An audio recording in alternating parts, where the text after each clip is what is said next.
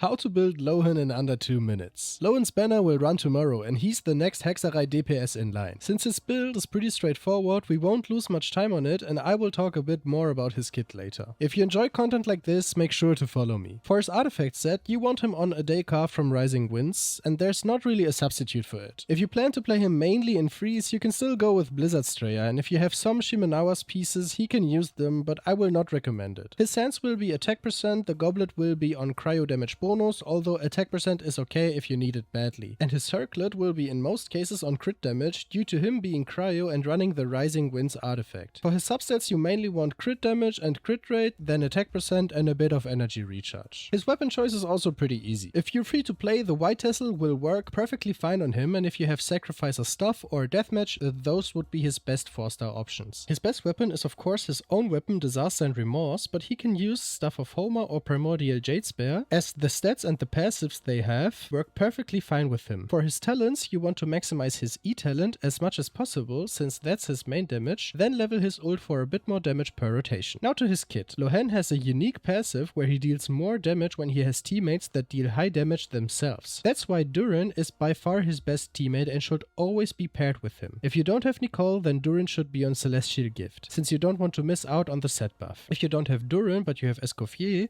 you can pair him with Mona on Celestial and Furina as well in a free-centric team. Make sure that you have everyone's E-talent on the same or higher level than him, because Lohen's skill will have a +1 then. I will also not recommend it, but if you want to go for constellations, you can stop at C1 because it's quite good and buffs his own and the team's damage, but if you really want to invest into him, C2 is actually a good breaking point.